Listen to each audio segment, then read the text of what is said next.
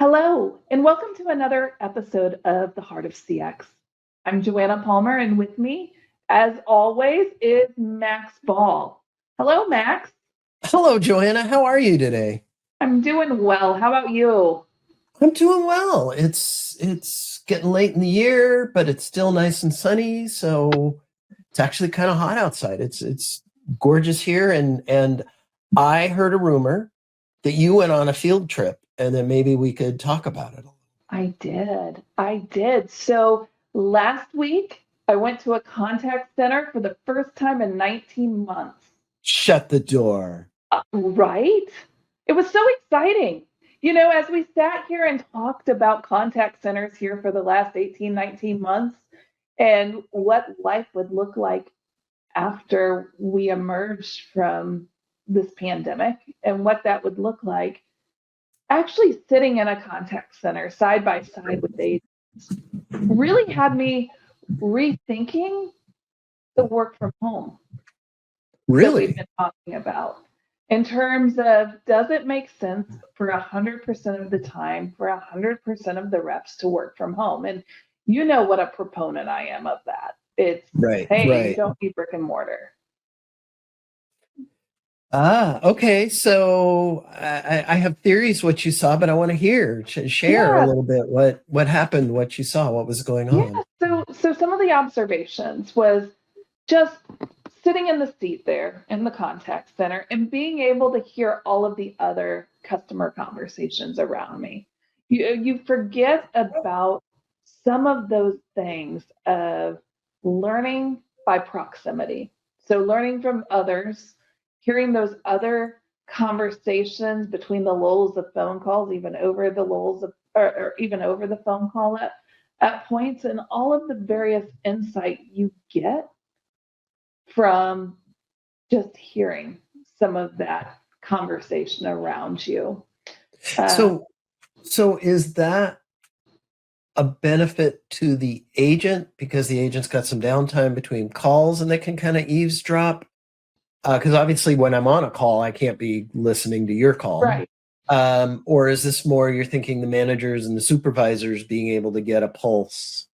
I think it's all of the above. So one of the things that we've talked about is just agent turnover overall, the great resignation that it's just tough to get bodies in at this point. Right. And when you do get those bodies in the seats, how do you onboard them? How do you make sure that they're getting all of the knowledge that they need to really be successful, serving up the best customer experience possible? And there's a lot of technology out there that we can leverage. We can leverage call recordings and really serve up in a very structured manner various different calls they can listen to, leveraging the call recordings we have.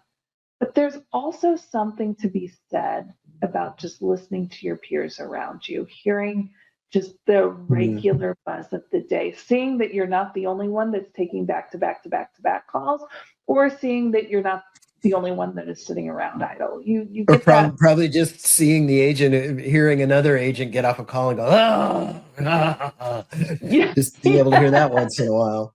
Yes, yes, and that definitely happened as well. The who that one was about blah blah blah blah blah, and just hearing that side talk that at times we think is so distracting, but at other times it's like, oh, I've kind of missed that. I've kind of missed the entire interactions when you're not on the phone and what that looks like. I mean, you've been to enough contact centers, Max. You know that one of the ways you can tell when the system goes down is all of the heads pop up over the Right, cubicle right. walls, right? You can look, and as soon as you see all the heads pop up, you're like, my day just got a lot worse.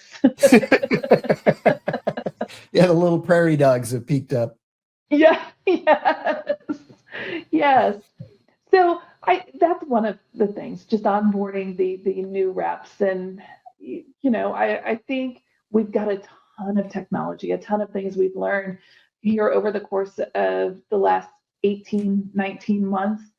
But does it replace the proximity and learning by just being close and overhearing those conversations? I'm sure it does not.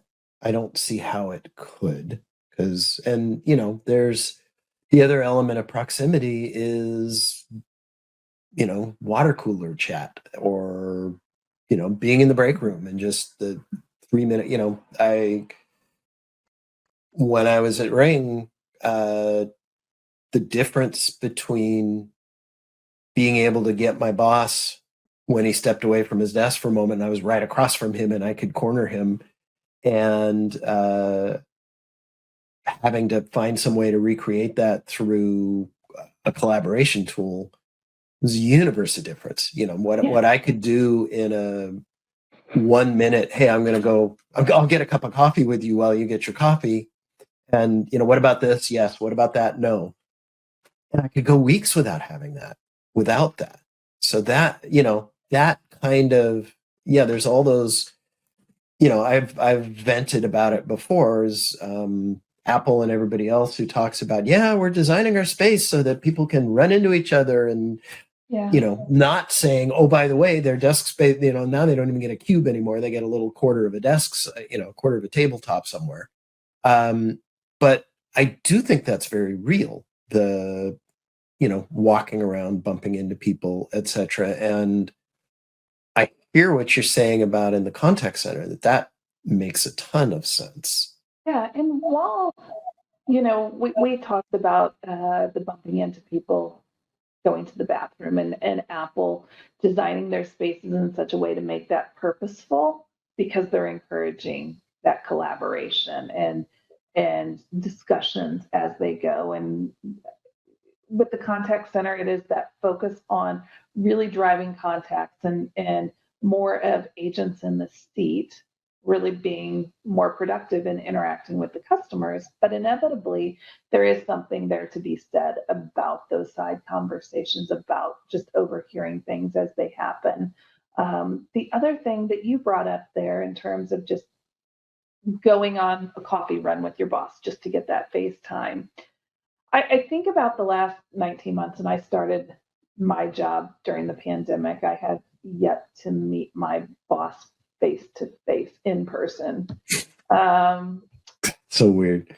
I know, I know. I mean, hopefully soon.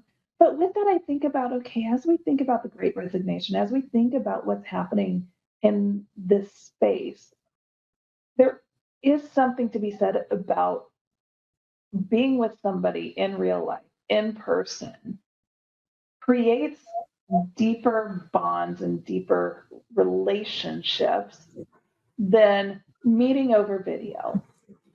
And so, is some of this moving on from various different positions, looking for other positions, because the depth of relationships are not as strong?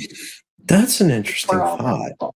Yeah. I remember a little less than a year ago starting to talk about COVID fatigue, and just it was exciting when I first went home. Wow, everything's, it wasn't pleasant exciting, but it was exciting. And everybody's like, we're fighting this thing together. And then when it's months and months, I was like, oh, I'm still home. And blah, blah. But yeah, all the video interactions and collaborations in the world, there's still a limit to the level of connection you can have. And I've been on, I don't know, 15, 20 Zoom happy hours, and it ain't the same. It's just not.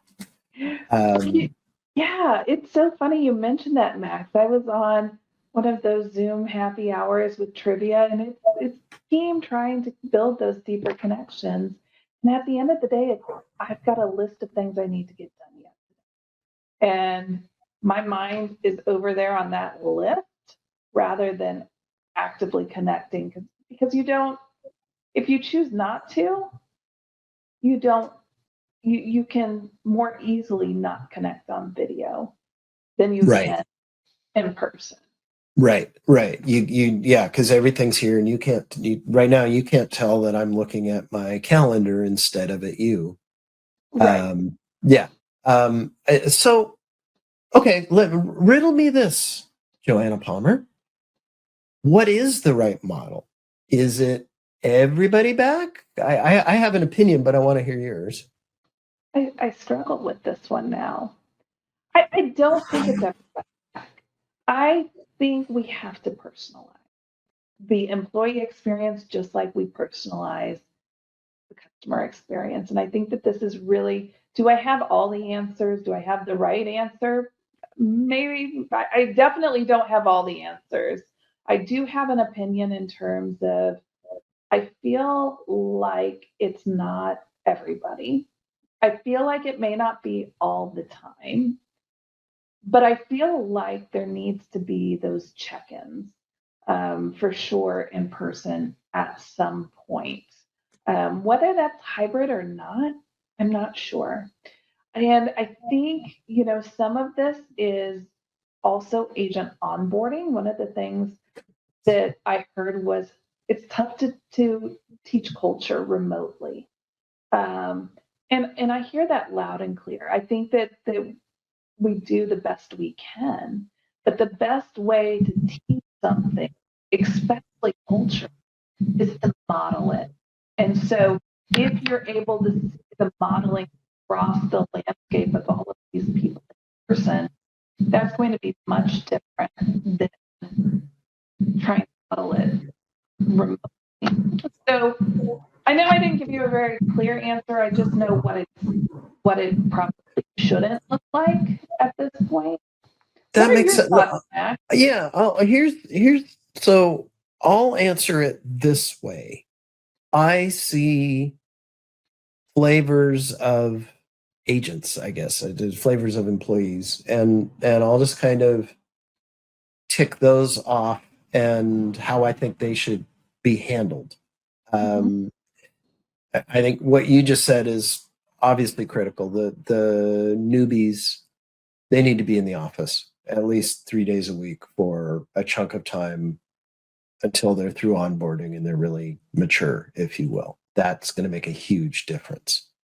That kind of sticks the supervisors in the office at least 3 days a week because they're the primary ones that need to be mentoring.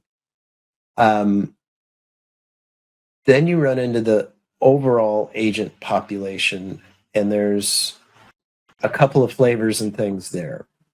In a ideal world, you would have what 10, 20, 30%, whatever, of your agents who either didn't, you talked before about the person who would rather fold their laundry than take calls and just doesn't like to work at home or doesn't have a good home working environment where it's better for them to be there. Great. Now those people, let's make sure they can go to the office and they can serve a mentor role, etc. I think it's a little bit of wishful thinking to think, wow, we're just going to have the exact ratio of people who feel that way to fill our need. So I think I could see depending on what you feel like it needs to have enough critical mass to get, so that the new agents can see people modeling, 1 day a week, 2 days a week, whatever it is. Mm-hmm. And then there's one last flavor, which is, something we've talked about the benefit of when you were so convinced about the no contact center space, the people you hired who aren't local Right. and just practically, and you were talking about getting everybody together and how important that is. I don't think more than once a year you're going to fly a contact center agent in somewhere.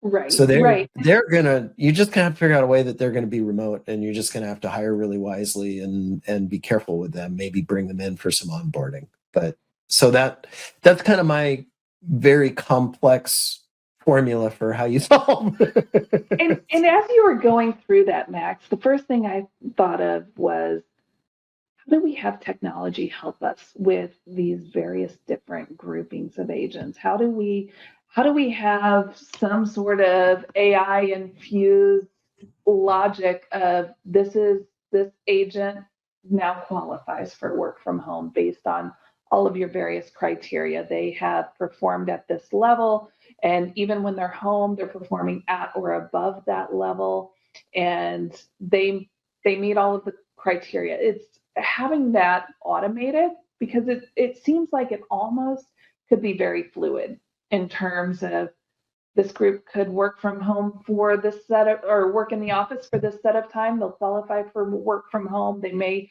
elect to work from home either full time or for a portion of the time. If they fail to meet certain criteria, they have to go back into the office. And is it more of that ebb and flow than Yeah, hard and fast rules? even kind of some simple, this concept of I want a critical mass in the office. How many bodies does that take? And how many people just want to be full time in the office, and can it, manage all those variables? Yeah, that's a level of sophistication that WFM systems don't have today, as far as I know. So that's definitely something that would have to be created. Be kind of fun to work. It sounds like kind of a fun problem to solve. It really does. I hope that there is somebody out there trying to solve it at this point. Yeah, yeah. So, Okay, so we came up with a theory. It feels a little Ivory Tower to me, but I think that's okay. What do you think? yeah, I think that that's where we land this one. It does feel a little Ivory Tower. I would love to hear what our listeners are thinking. So drop us a note. Put it in the comments in terms of how you're solving this work from home versus work in the office, and what you're doing there. We're definitely interested in hearing from you. Hear, hear. That would be great. All right. Thanks for joining us. Until next time, Thanks, everybody. Maxwell. All right, Joanna Palmer. We will talk right soon. All right. Thanks. Thanks.